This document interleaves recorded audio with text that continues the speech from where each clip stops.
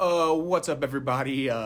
Welcome to the Health and Wellness with the Fellas podcast. We got our co-hosts Gabe Perry. And Caleb Harris right here. and Mr. G, Zach Greenwood. So today we're gonna be talking about the what would we call it?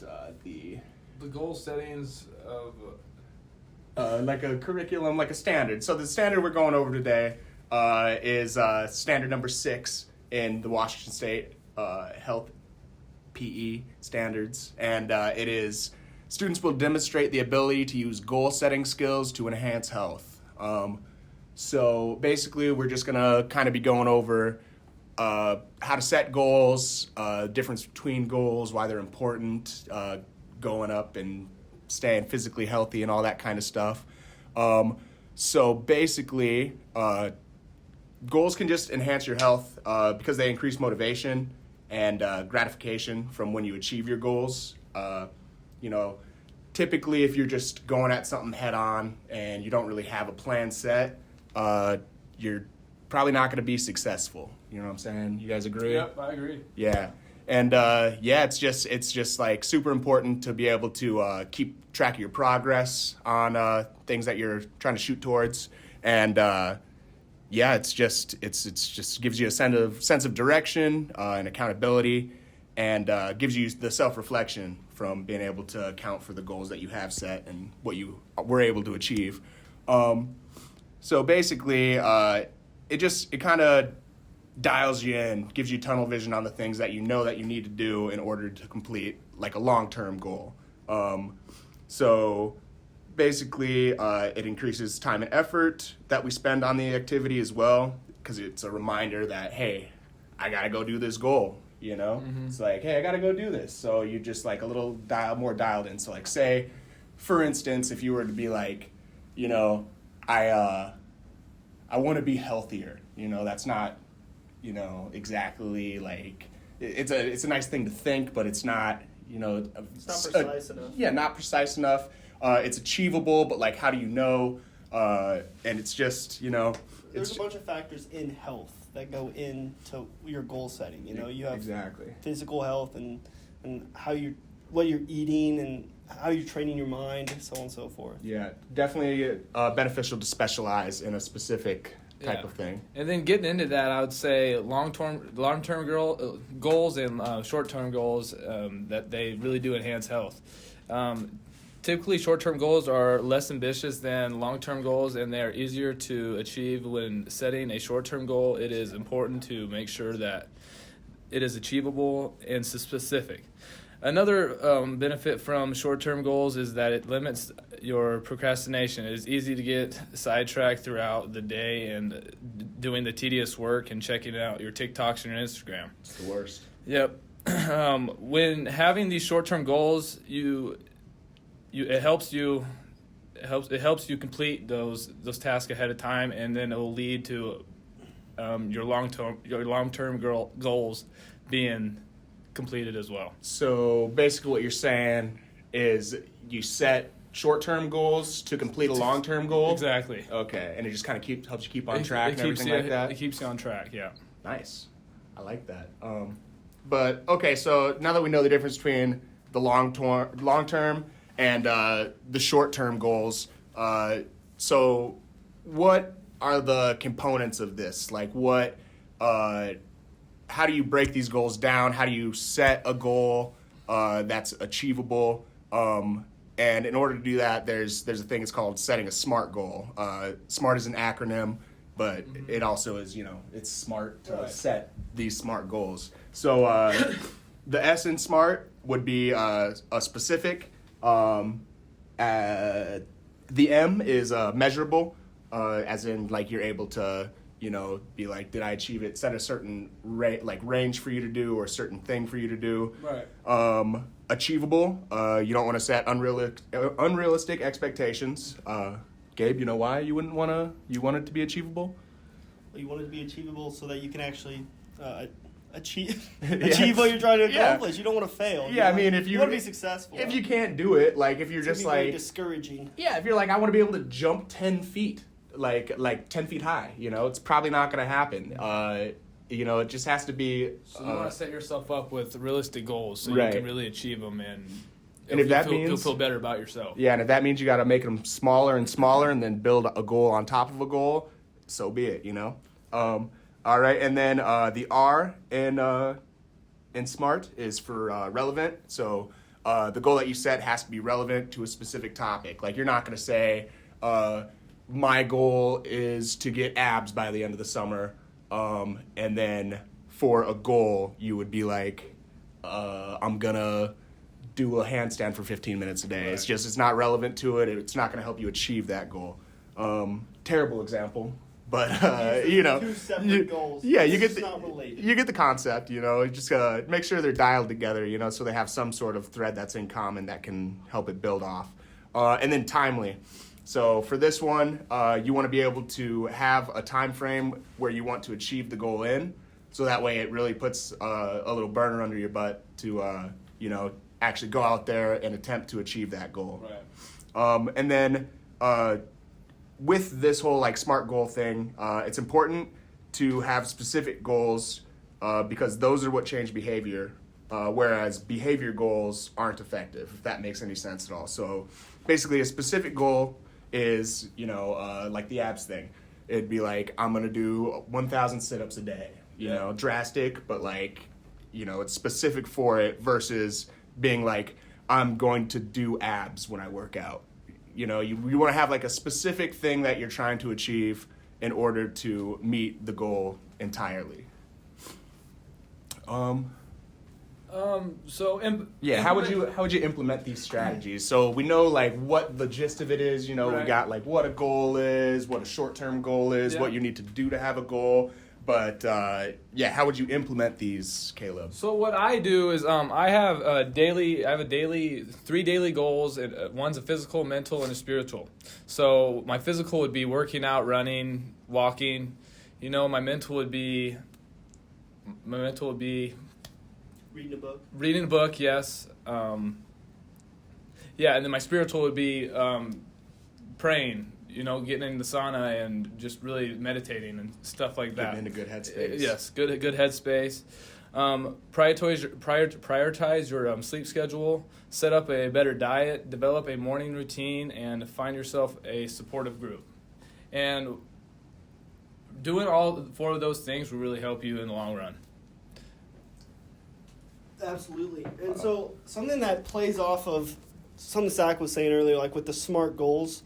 You want to be able to analyze your SMART goals, right? You want to set up goals that you can actually track. Otherwise, you're just going to kind of be aiming for something, but you don't really know what. So when you're setting a long-term goal, when you set these small goals, maybe your goal is to lose weight, right? So obviously that's a pretty easy measurement to track because you can get on a scale and it'll tell you how much you weigh. But realistically, you shouldn't weigh yourself every day because there's a ton of fluctuation in water weight, what you consume that day. Say you did something really physical and sweat out a lot of your water. So your weight's going to change a lot day by day, but maybe set up a weekly weighing schedule or like a monthly weight, right? And don't expect to lose just absurd amount of weight in a short time frame. That's just not going to happen unless you're dehydrating yourself or doing unhealthy things. So if your goal is to get healthier via losing weight, you know, maybe set up for like just smaller micro goals. Maybe like a pound a month is, you know, pretty easy to obtain. You could probably do, if you're really pushing yourself, you probably do like a pound a week, but that's pretty hard to do. Just make sure you have a way to analyze and actually track your progress. So say you're working out, your goal is to lift more weights, you know? You're going to have off days, so you can't base your analysis off of, you know, one bad day of training. So you just want to make sure there's true metrics and ways to track your progress. Yeah, and I don't know, I think that's a really good idea, Gabe. I really like all the points you came at us with, and I don't know, so we got a little more time to kill here. Do you guys want to maybe, we'll go around and just like everybody can give like a goal maybe that they've set in the past, maybe how you did or didn't do it correctly, and then maybe like how the SMART goal could maybe make that goal like a better or more relevant thing, like, I don't know, I guess I can start like, for example, just as a little time killing experiment here. But so basically, like, I don't know. So like a goal that I had coming out here was to make sure that I had all my grades in on time, and I had tried to get like a 4.0 this last quarter. And to do that, I kind of just like went through the motions, and I didn't really set a goal. And because of that, sometimes I would get behind. I wasn't on top of my studies. Sometimes I'd miss an assignment this week, that week. But if I was able to set goals like specific, do all of your homework, measurable, like I would obviously be able to go through all of my classes. I should have done it probably just every day to make sure everything was on time and to make sure on top of everything. It's definitely achievable because I was able to do that last quarter. It was relevant to me because these were grade goals that I had set, and I was able to achieve them by the end of the quarter, the timely part. That's the whole little smart action that we got going on here.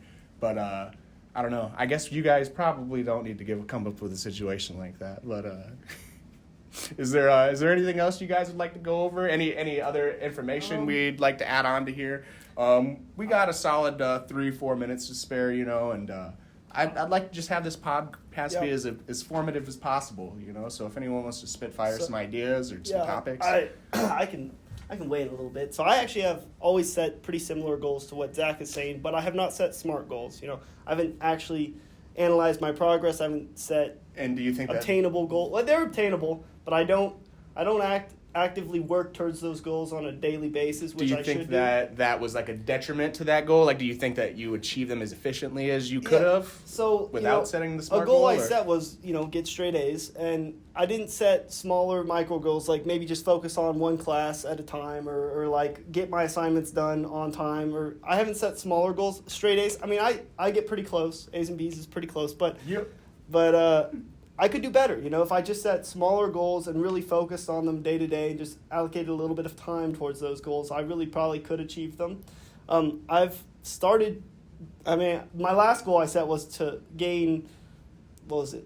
I think it was about 25 pounds of weight. How you doing? And so I started at 170, and now I'm up to 185. Ooh, so beef. So we're on the right track. We're on the right track.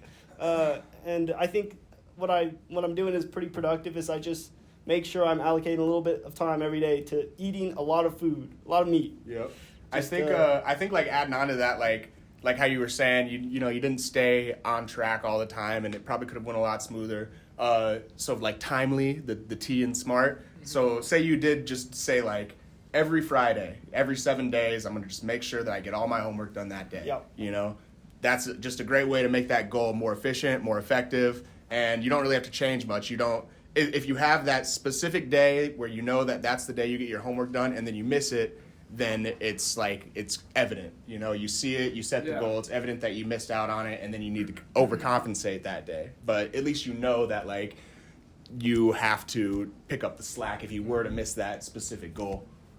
And say like Sundays usually are turning day. Maybe I do all my assignments and then I miss one. That's one late assignment that I'm going to have to now do on top of my next week's work, and it just starts to add up. And if you get behind, it's just you're in trouble. So you just got to be on top of it, set those goals, and actually achieve them. Ooh, I couldn't have said that better myself. That's the beauty of setting goals, boys. I love setting goals. I love just achieving stuff. And then it's like I get a little participation trophy with everything I do, Right. It's like if my goal is to even, this is not a productive goal by any means, but say you're just like, I'm going to just kill 12 tacos one day, and you set that goal, at the end of it, that's the thing though, it's that satisfaction when you achieve that goal, you're just like, God, I'm on top of the world right now, and it's just Zach's dopamine receptors. They don't through the roof, baby, through the roof. No, but that's the thing though, you set the little mini goals, and that's obviously pretty far-fetched, but you set those little tiny mini goals with whatever you're doing, anything, you're trying to bring your mile time down 10 seconds a week, that's it might not seem like much in the grand scheme of things, but it was 10 seconds better than you were that week. You set that goal for the next week, you get better and better, and if you don't achieve that goal, that's fine. You can always work towards it in the future. It's just the setting the specific time for it is just don't use it as a deadline. Use it as a scaffolding to be able to achieve that goal in the future. The only reason you're setting that time is to try to inch yourself and make sure that you're on track when you're trying to achieve that goal, you know? I just thought of something that I don't think we really went over, but I think it's really relevant to setting goals, and that is when you're setting goals, don't compare your goals to like other people. Your goals are specific for yourself. So like you're going to be really discouraged if you have someone who sets a goal or you set a goal based on someone else's success or something and you're trying to obtain their achievements. It's like, no, do this for yourself, set a goal that's reasonable for you, and then work towards your goal. You're working against yourself. It's a competition amongst yourself, no one else. Right. Yeah. You should only do your goals just with yourself. You shouldn't be thinking about others. You need to just be only focused on yourself, and then that will lead you to become a better you. You know? Yeah, I got a quote here, right here, actually. So this is from ncbi.nlm.nah.gov. I don't know what those letters mean. I know that it's some sort of an organization that promotes, just overall fitness and well-being and stuff. But it says, intention precedes action. Therefore, one must act on intentions in order to change the behavior.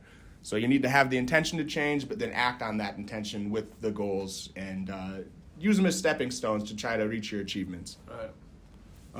Anything else you guys want to say before we sign off here at all? Should we talk about analyzing your progress? I think Gabe kind of went over the analyzation there for a little bit. I hope that this was informative and that you guys, the viewers or listeners, however you want to listen to this thing, I guess, that you kind of got a little bit of a breakdown on how to set a goal, why they're important, how to keep your progress and keep track of everything, as well as like how to implement those goals in order to like reach a final long-term goal. So I guess for the Health and Wellness Podcast, I'm Mr. G. Gabe Perry. Caleb Harris. And we're going to go ahead and sign off. Tune in next week. Yeah, tune in. It's only getting better. Yeah. This is, yeah. Okay. See you later.